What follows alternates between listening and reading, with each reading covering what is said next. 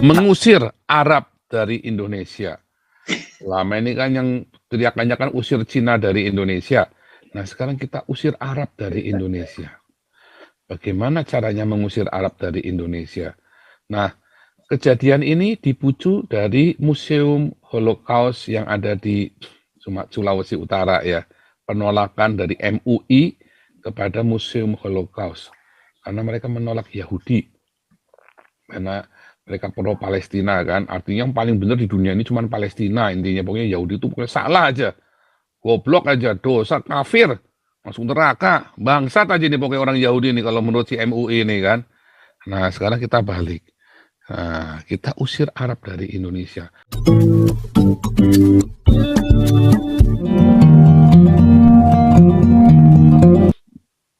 Tema kita hari ini ya masih dengan ini ya, dengan Pak Jenderal Toping. Hari ini kita sebenarnya untuk kelas, tetapi kita mau yang ringan-ringan dulu, supaya Pak Toping pemanasan dulu masuknya. Nanti minggu depan kita mau berat-berat.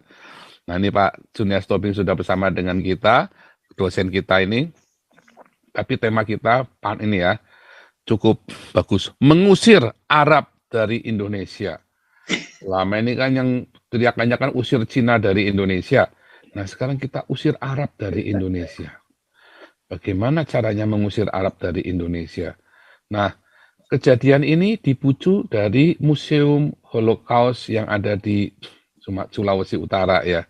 Penolakan dari MUI kepada Museum Holocaust. Karena mereka menolak Yahudi. Karena mereka pro Palestina kan, artinya yang paling benar di dunia ini cuma Palestina, intinya pokoknya Yahudi itu pokoknya salah aja, goblok aja, dosa, kafir, masuk neraka, bangsat aja nih pokoknya orang Yahudi nih kalau menurut si MUI ini kan. Nah sekarang kita balik, nah, kita usir Arab dari Indonesia. Pokoknya semua nama Arab kita singkirkan dari Indonesia, semua bahasa Arab kita singkirkan dari Indonesia, semua, karena Arab ini kurang ajar, Arab ini nggak ada gunanya. Ya kan, coba gunanya bahasa Arab apa? Nggak ada. Orang-orang lari dari Arab pergi ke sini, diajari lagi ABC, diajari ABC, orang nggak bisa ngomong. Akhirnya mereka kumpul-kumpul sama orang Arab di sini, akhirnya jadi biang masalah. Apakah semua orang Arab gitu? Ya enggak, ada orang Arab yang mau belajar. Orang-orang Arab yang mau belajar, yang pinter-pinter ini, kemudian jadi baik. Nah, tapi kalau orang-orang Arab yang mau tetap ngarap terus ya nggak baik. Oh, itu memang jadi biang kerok itu di mana-mana itu orang-orang Arab yang nggak mau melepaskan kearabannya menjadi warga internasional, dia pergi ke dunia internasional dia menjadi masalah.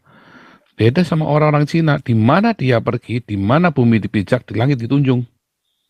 Ya, coba lihat orang-orang Cina, di mana bumi dipijak, langit ditunjung. Dia tidak akan memaksakan budaya Cinanya.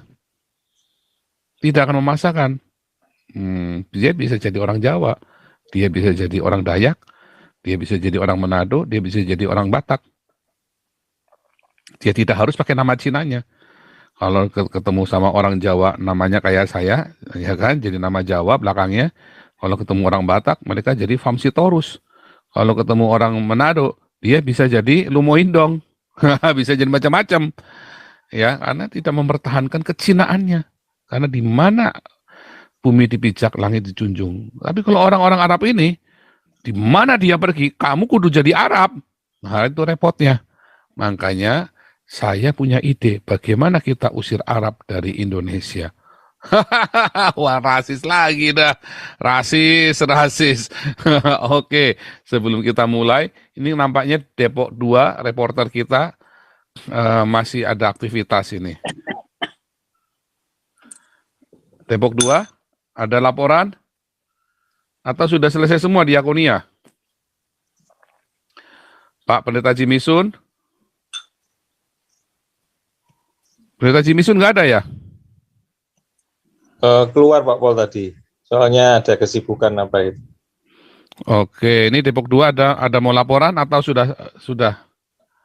Belum laporan, tinggal satu. Laporan Depok ya. 2. Tinggal satu Depok 2. Nah, kita balik lagi ya. Ini kan kita ceritanya Pancasila nih judulnya kan. Bagaimana bisa Arab-Arab ini mau mengubah ideologi Pancasilanya kita? Karena di dunia Arab nggak ada cerita Pancasila. Tadi Pak Tobing saya sekilas dengar ya, siapa bilang di Singapura nggak ada Pancasila? Oh ada, saya saksi mata melihat Pancasila ada di Singapura. Siapa bilang Pancasila nggak ada di Eropa? Oh ada. Siapa bilang Pancasila nggak ada di Cina? Oh ada. Jangan bilang negara komunis itu tidak bisa Pancasila. Bisa, ya ada. Nah, tapi kalau di Arab ada Pancasila nggak? Nggak ada. Jelas nggak ada. Oke, sebelum kita lanjut, Depok 2, reporter Jalan Luar, silakan. Ayo, jangan tanggung-tanggung. Kita mulai gaspol untuk diakonia. Supaya jangan dimanipulasi oleh orang-orang Arab ini. Ya, karena orang-orang Arab ini sudah mulai banyak yang pura-pura ya, pura-pura sandiwara nih. Mulai kita hati-hati. Saya mah nggak percaya ya, mau yang Habib Sapa nggak percaya deh pokoknya saya. Ya, nyatanya KC di penjara diem aja kok. Bisa apa coba? Habib-habib ini nggak bisa. Mbok ya dia ngomongi, jangan gitu dong. Ya, artinya ketika bahkan KC dilomurin tai pun nggak bisa apa-apa kan Habib-habib ini kan. Pernah ada satu malah mintain duit ya lewat kawan kita itu Ibu Aryani kan. Ini saya udah kasih ke Habib Sakur nih 5 juta, terus saya dimintain lagi 50 juta. Saya bilang, loh Ibu, kalau Ibu bebasin, begitu lepas masuk rumah sakit, sampai dibantarkan aja ke rumah sakit. Saya tinggal telepon, uangnya pasti ditransfer, Pak, dibalikin. Alasannya, saya nggak bisa. Karena nanti anak saya tidak mau terlibat begini. Loh jangan transfernya ke saya. Nanti saya transfer ke nanti, saya tanggung jawab. Alasannya banyak. Ya, intinya kan mau minta duit. Karena terus nggak kita kasih. Waktu itu saya bilang Pak Putih, Pak jangan dikasih lah Pak. Kita bahaya Pak duit. Itu kan duitnya orang Pak kita ini. Padahal waktu itu di Galarua ada dana ya 100 juta ya sebenarnya waktu itu ya. Tapi tetap saya bilang jangan Pak. Itu duitnya orang itu nanti kita kena masalah itu duitnya orang. Ya, itu beneran ya, Ibu Aryani itu mintain saya duit 50 juta. Saya nggak bohong, itu Ibu Pancasila itu loh. Itu beneran, saya nggak bohong, dia mintain duit. Tiap hari nelpon saya, itu nggak akan saya telepon kalau nggak Pak Putih nyuruh saya telepon Ibu Aryani. Kalau nggak Amin Wijaya nyuruh saya telepon Ibu Aryani. Terus Ibu Aryani tunjuk nih, saya sudah transfer Habib Sakur Ali 5 juta, dalam arti pantes. Ya. Lah, wong itu kroninya kamu kok. Yang mana? Gitu ya, makanya orang kayak saya tuh hati-hati ya, hati-hati ya. N26 maklum, jadi saya berhati-hati kalau yang begitu-begitu. Nggak ada situ. Nggak sembarangan mau maklar kasus mau apa, saya hati-hati, karena ini duit masyarakat bukan duit saya. Ya, duit saya saja saya kudu hati-hati, apalagi ini duit masyarakat yang harus saya pertanggungjawabkan. Ya, saya cuma tinggal telepon beberapa orang saja pasti transfer. Nah, kalau sekarang sudah nggak bisa, udah telanjur, udah becek, nggak karu-karuan, renyek-renyek. Kalau dulu itu kita udah kesempatan. Tapi kan pengacaranya nggak mau, ya kan? Jadi jangan heran kalau ada orang bersekutu ke sana, berkumpul. Nah, karena apa? Barisan sakit hati, karena minta uang ke saya nggak dikasih. Ya, karena minta uang nggak dikasih, itu beneran ya, saya nggak bohong, minta uang ke saya 50 juta. Ya, minta uang. Saya nggak mau. Nah, orang-orang yang nggak bisa memanfaatkan, nggak bisa memanipulasi gerakannya kita, lalu kumpul jadi barisan sakit hati. Ya, itu beneran, nggak bohong ya. Jadi, mohon dimaklumi saja, yang begitu-begitu. Ya ada. Nah, memang sekarang ini kondisinya di Indonesia, ya kalau kita melihat, tadi kita balik ke Pancasila ya, makanya saya bilang, walaupun saya pendeta, saya seorang hamba Tuhan, nggak semata-mata berarti, harus Yesus, harus Kristen, enggak ya, enggak harus Kristen, tetapi kita harus memberitakan Injil dan berdiakonia, supaya kasih Yesus itu nyata, itu tugasnya kita. Tugas kita itu bukan mengkristenkan Indonesia loh. Salah Anda. Tugas Anda itu bukan mengkristenkan loh, tapi menyatakan kasih Tuhan Yesus. Nah, coba Anda lihat ya. Nama Yehova itu ditegakkan dan dikibarkan ke seluruh dunia bukan oleh orang Israel loh. Ya, bukan karena aktivitas orang-orang Israel loh. Tapi justru ketika orang Israel dibuang ke Babel loh, lagi menderita, lalu sama si Raja Babel ini nama itu dimaklumkan ke seluruh dunia. Waktu orang Israel ditindas oleh Babel dan ditindas oleh media Persia, justru Raja Media dan Raja Persia ini yang kemudian menyebarkan nama Yesus ke seluruh dunia. Ya kan? Waktu orang-orang Yahudi itu menerima hari Pentakosta para rasul ini, yang benar-benar menyebarkan Injil sampai ke seluruh dunia itu orang-orang Roma loh. Ya. Orang-orang pagan yang ada di Roma, yang maksudnya Roma itu kan yang di Asia Kecil, yang sekarang jadi Turki. Turki yang sekarang itu bukan orang Roma yang asli. Turki yang sekarang itu bukan asli orang itu, tapi itu pendatang dari Arab. Saljuk, Mamluk, jadi Bani Ottoman, mereka masuk, dikawin, darahnya dihapus, diganti darah baru di situ. Cuci darah itu di situ. Sama seperti Kosovo hari ini. Kosovo hari ini tuh bukan orang Kosovo asli. Nah, Anda juga mau digituin tuh, Indonesia. Nanti, kalau Anda diam saja, Indonesia sekarang Nusantara itu, yang orang Jawa, bukan orang Jawa lagi, semua Arab semua. Udah ganti semua. Budayanya, bahasanya.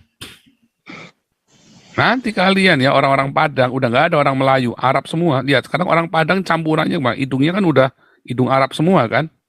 Bukan Melayu kan, Padang kan Melayu kan, tapi semua sebagian sudah Arab semua. Nggak main-main loh, Anda coba lihat nih, jangan ngomong nggak percaya omongan saya kamu.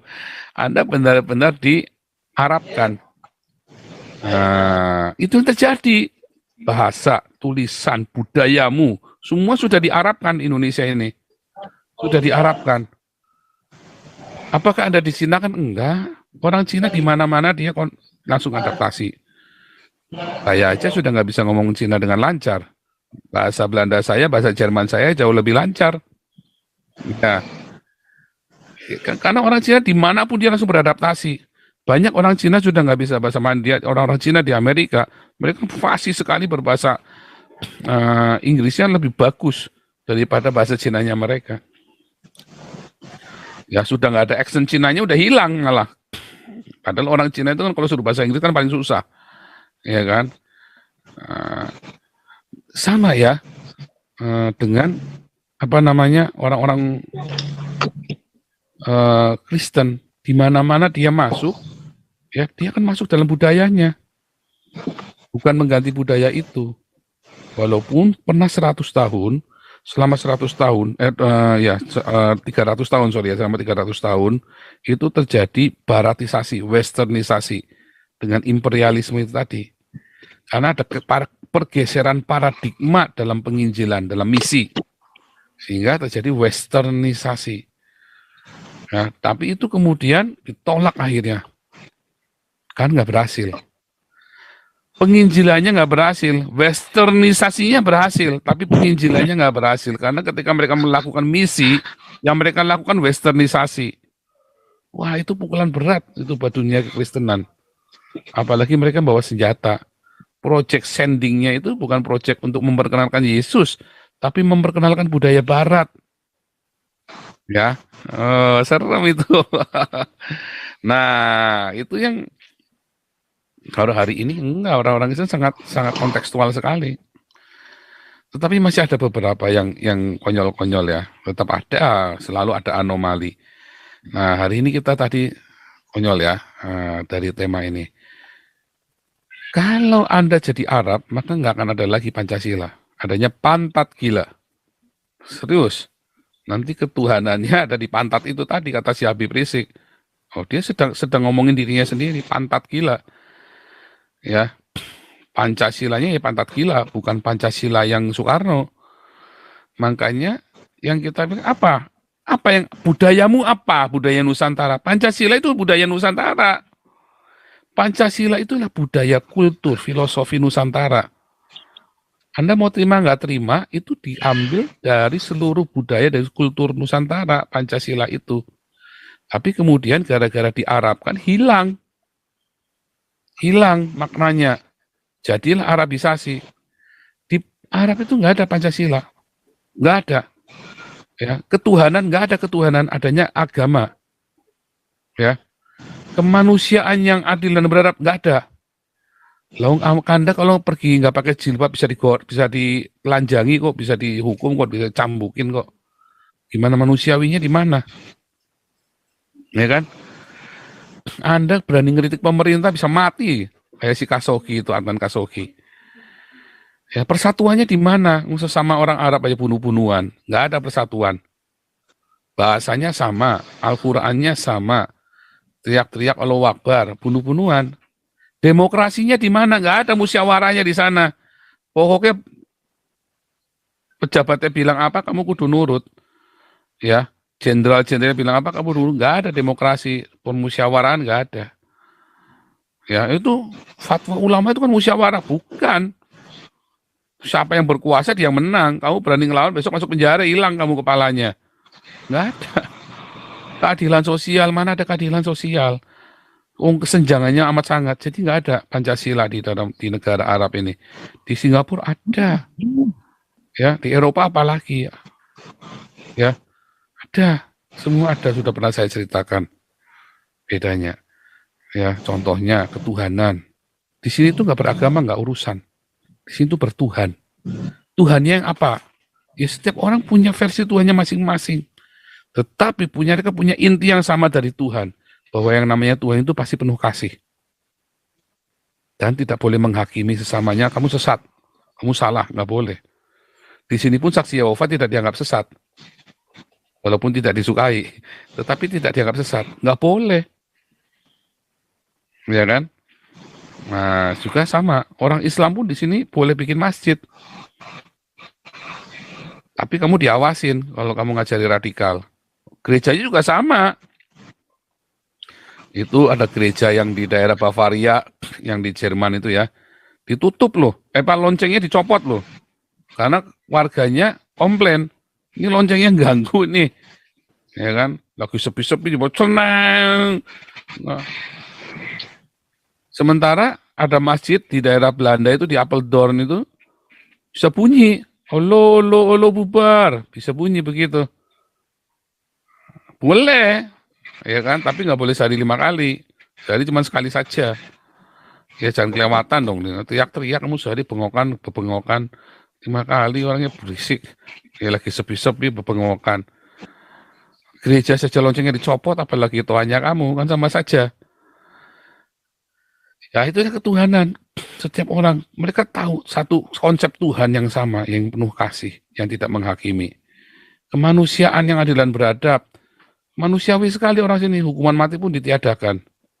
Ya, masuk penjara saja, begitu masuk penjara, penjaranya lebih beradab daripada Indonesia loh.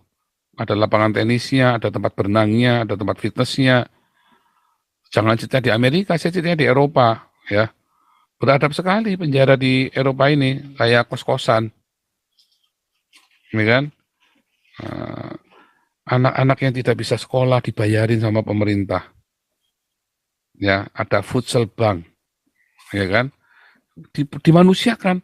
Imigran-imigran di Indonesia nggak dimanusiakan kayak binatang, kayak anjing buduk di pinggir jalan. Imigran-imigran pencari suaka yang ada di Eropa dimanusiakan sekali, hidupnya tuh benar-benar luar biasa sekali.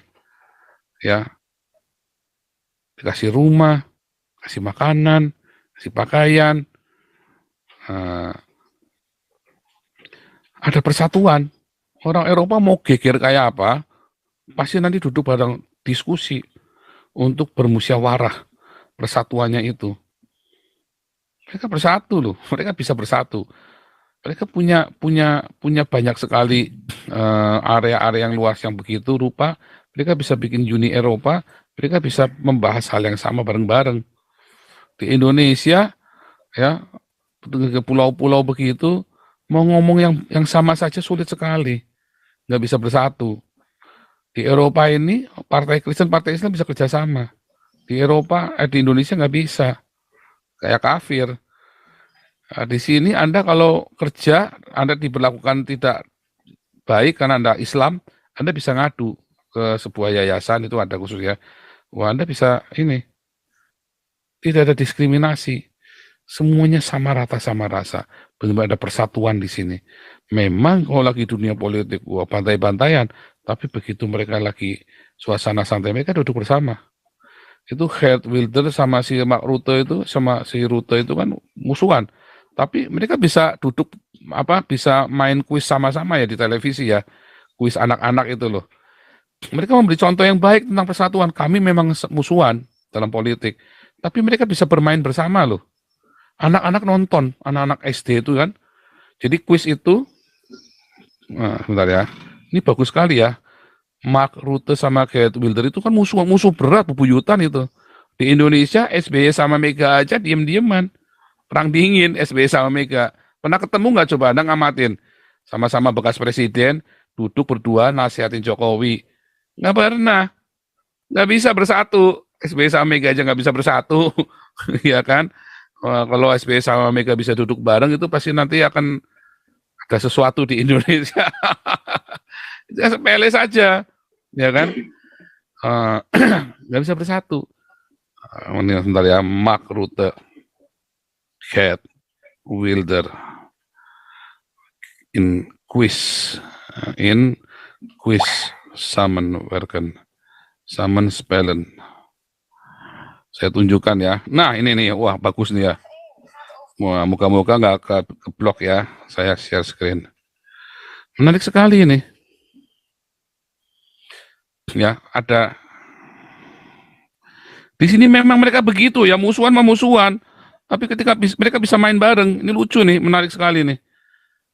Kecil aja ya, supaya jangan terlalu ini. Apa ya? Saya tunjukkan ke Anda ya, bagaimana politikus mereka. Wah, kalau Anda ngelihat mereka berdua debat, serem loh ini orang dua ini ya. Ini Mark Rutte. Ini Geert Wilders. Ini nih musuh bebuyutan ya berdua ini. Musuh bebuyutan. Tapi mereka bisa duduk bersama, main bersama, dan di depannya ada anak-anak kecil. Mereka jadi teladan. Walaupun mereka dalam beberapa hal mereka musuhan. Tapi untuk ini ya, bisa jadi teladan, mereka bisa bersatu. Indonesia mana bisa begini? Sulit, ya. Mereka duduk bareng ini, main. Bisa nggak SBY sama Megawati ikut kuis? Ya, Family 100, misalnya kan. Misalnya SBY jadi timnya Megawati, ya kan. Sulit, lawan, ya kan. Terus di situ nanti ada siapa namanya Habib Rizik nanti sama siapa begitu kan, susah sama pendeta Kristen. Tapi si Gilbert sama Habib Rizik karena Gilbertnya mendukung khilafah. Tapi ini sulit yang begini nih. Ya ini berarti ini ya. Ini dua orang ini kan musuhan ini. Tapi coba mereka bisa duduk bersama, bisa bercanda bersama. Susah di Indonesia persatuan yang begini. Mana tadi ya? Nggak kelihatan anak kecilnya ya.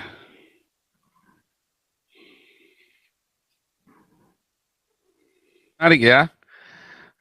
Indonesia bisa nggak? Sulit. Sulit.